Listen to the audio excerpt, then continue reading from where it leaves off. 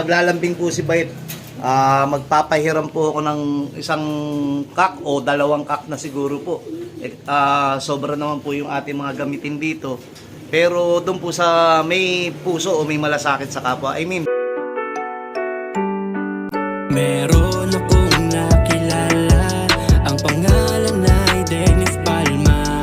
Sa oras ng pangangailangan, siya'y madaling malalapitan. Sa mundo ng kalapatiran, ang ibon niya'y maaasahan. Yun, happy Sunday mga kasubis. Bali, birthday ni Bayet. Happy birthday, Nak. Sana lumaki kang may malasakit, pagmamahal sa kapwa. Gaya ng ni daddy mo, kahit wala tayong ipon, kahit wala tayong pera, magtanim po tayo ng pagmamahal sa ating kapwa. Ngayon po, maglalambing po si Bayet. Magpapahiram po ako ng isang kak o dalawang kak na siguro po. Sobra naman po yung ating mga gamitin dito. Pero doon po sa may puso o may malasakit sa kapwa, doon po sa mga doon po sa yung kaya yung responsibilidad na kayang alagaan yung ibon. Hindi yung basta boss Bait, pahiram naman po. Ngayon po, hingi rin po ng tawad si Bait para po doon sa mga lumalapit na humihingi ng tulong. Ngayon po, meron tayong ongoing, may 4 po tayong tinutulungan. Bali, yung kahapon, yung kay Botchog, nasa katuparan na po natin. Naibili na po ng gamot yung nalikom nating halaga at magagamit pa po sa pagpapacheck up na kanyang nanay. Dasal po ni Bayet yung agarang pagbuti ng kalagayan nyo, nanay. Sabi ko nga po sa inyo, ingitin nyo lang po yan.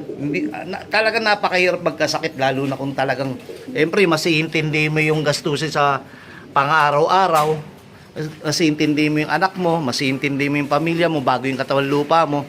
Ganyan, ayan po yung katotohanan. Ngayon yung humihingi naman ng tawad si Bait doon sa mga lumalapit nga. Dahil yung mga lumalapit po nakatatlo, 4 na beses na po kayo lumalapit kay Bait Si Bait po may bait. Kaso pagka yung gagawa niya ng sungay, baka hindi niyo po alam, mas mahaba ang sungay ni Bait. Nagpapakatao, nagpapakabuti lang tayo po. Nagmamalasakit po tayo sa kapwa. Kasi minsan lang tayong dadaan dito sa mundong ibabaw, pat hindi pa natin punuin ng lambing, malasakit, pagmamahal sa kapwa. Ang punto ko po, pag mayroon po kayong nilapit na, halimbawa po niyan, nagkasakit, namatay, na-hospital, namatay, natulungan na po kayo ni Bait na nagkasakit. Okay na po yun, maganda na po yun. Natulungan po kayo ni Bait, lalapit na naman po kayo, panggamot, tapos na-hospital na, namatay, yung pamburol pa po. Sabi ko nga po, may politiko po tayong handang tumulong sa atin. Pwede natin lapitan yung mga yan. May gobyerno po tayong pwedeng magmalasakit din po sa atin. Ang point po lang ni Bait kasi po, anong tawag dito? Alam niyo po yun? Nilalapit niyo yung date po nung reseta niyo, nung 2021, 2023, o kaya nung January pa.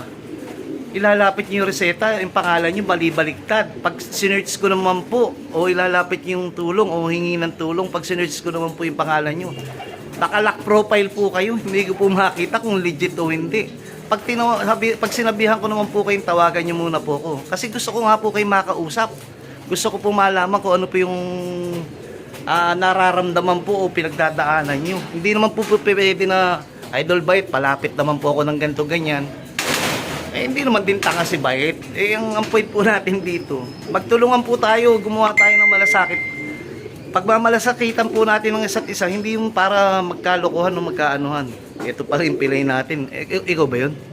Ito po nailambing na natin yan. Sana yung nabaliktad na napilay. Siguro pagka medyo okay na yung paa niya, pwede niyong talian, pwede yung bumalik pa. Sana magamit nyo. Kasama po nung lambing natin sa nanay ni Botchog, nandiyan po. Ang suma total, ang kinikwento nga po natin dito, minsan lang tayong dadaan sa mundong ibabaw, sabi ko nga, huwag na tayong maglokohan. Lalo na yung magpapanggap kayo may sakit, napakahirap niyan. Baka mamaya matuluyan po kayo dyan. Hindi ko nga alam po kayo pinapangalanan o pinopost na paulit-ulit na lang kayo humingi ng tulong. Tapos, makita ko yung picture nyo, makita ko yung mga nyo, ewan po, mahirap magsalita para mas maganda. Lambing po ako ng 2 cup. Papahiram po natin sa ating kapwa, malasakit. Tapos ngayon darating na Kapaskuhan, mag-out po ako ng ibon. Siguro mga ilang young bird. Para naman po ipambibili natin ng kahit isang tao, makabili isang lechon manok. Makabili po ng tawag dito. Makabili man lang ng pan Noche Buena. Ibig sabihin, mabutan man lang po natin ng tig 1,000 o kaya basta pabigas. Yung meron lang maging handa. Kasi alam naman natin, hindi naman po lahat ng kaya. Yung iba nga po natutulog na lang. Sabi ko nga po, may ibon naman tayo, bakit di natin gawing kasangkapan tong ating ibon? Yung mga ibon natin naniwala po kayo sa hindi ito. Bukod sa hatid na karangalan po to, nakakapagtawid po ng buhay to, nakakapagbigay ng ngiti. Tulad po kanina, nasa katuparan na rin natin, papadala na lang natin. Yung isa napadala na natin yung tulong, malasakit. At mamaya yung para po doon sa may cancer na nanay yung taga-Pangasinan po ni RJ De Los Santos po. Pero meron pa po akong ongoing na isang young bird pa po doon. Nakapost naman po. Pagpasensyahan nyo po kung bakit ko binibidyo yung mga tinutulungan natin, hindi naman natin binibidyo. I mean, hindi naman tayo pumupunta sa mga ospital o doon sa libing o doon sa mga pinapagamot natin. Okay, nakakapunta po tayo doon, nadadalaw po natin. Hindi po natin binibidyohan yun. Hindi po natin binibida yun kasi parang ang pangit eh. Tumulong ka, ibibidyo mo. Ako po, binibidyo ko po yung ibon kasi para may out. Kasi kung hindi ko po ibibidyo yung mga ibon natin, hindi natin ikukwento kung anong meron po dito sa ating history.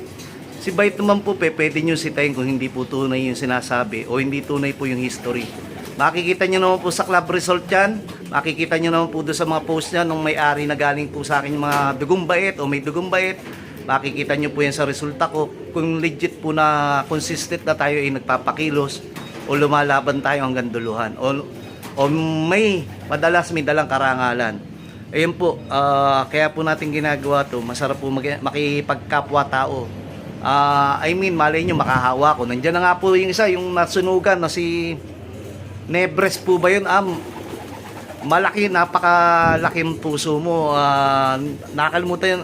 Rick Nebres. Taga Nueva Ecija na nasunugan siya, tulungan ni Bait. Nung huli, nagpadala ng pera para itulong ko rin daw sa kapwa. At merong isa, nakalimutan, ang hirap po tandaan, sa dami na rin po nagiging bandidon tulad ni Bait na may malasakit sa kapwa. Nagpadala rin ng 2,000, hindi ko rin alam na natulungan ko po sa dati. Yung pamilya niya daw po, ayoko kapatid doon, natulungan ko daw po nung panahon nagipit sila. Nagpadala din po ng 2,000. At yun po yung ibinigay natin o isinama natin sa tulong do sa ating kapwa. Kadalasan naman din po dito, katulad nga po, ako tuwan-tuwa at naiiyak pagka meron po nagpapadala. Pero ayaw ko nga sana tanggapin dahil pangit po dahil meron po minsan, may nag-alok po sa akin, kumpare ko, kaibigan ko, nakakangat sa buhay. Paring Bait, gumawa ka na ng foundation para kaming mga taga San Beda, meron tayong mga kabatch dyan na nasa gobyerno, nasa ang tawag dito, nasa katungkulan, may doktor, may mga kung ano, kapulisan, para mapondohan natin. Ang sabi ko naman po, napakapangit po pagka ganun po magiging meron na po tayong foundation. Baka matukso po si Bait. Ang mangyayari po dyan, lumapit po agad-agad sa atin yung mga kamag-anak natin. Baka mamaya hindi po ako makatanggi. Mauna ko po yung aking pamilya o yung aking mga immediate family o mga kamag-anak. Samantalang po pagka wala po akong foundation, wala po akong obligasyon. Ibig sabihin, ito po ikusan loob. Ito po para lang sa akin. Hindi ko po maobligay yung sarili ko. Pero ginagawan ko po ng paraan kahit hindi ko po kayo kadugo o hindi ko po kayo kakilala. Ang punto ko lang po dito, sana dumating yung time. Marami na rin po tayo sa industriya ng pag-iibon na magkatulungan. Nakikita ko naman po ayun po yung kinaganda ng pag-iibon. Sana po doon sa mga baguhan na nag-iibon, pagkagalingan nyo na, simulan nyo na ng tama. Dahil ang pag-iibon po, may dalang ngitit, karangalan po yan. Una, enjoy lang po muna natin. Pangalawa, matalo manalo, tanggapin nyo, maging sports lang po natin itong pag-iibon. Malay nyo, susunod kayo naman ang papalakpakan. Pagka kami naman yung nanalo, tawag dito, di maging masaya po kayo sa mga nananalo. Ano lang po yan, ang tawag dito, suportahan lang. Hindi ko na po pagkakahabaan dahil kailangan pa po mamalengke. Birthday ni Baby Bait, kailangan natin, hindi na pala Baby Bait, Kuya Bait, kailangan na nating lambingin yung ating pamilya. Pamilya muna po ngayon. Sige po, basta mamaya, padala na po natin tulong natin doon sa may cancer. Sige po.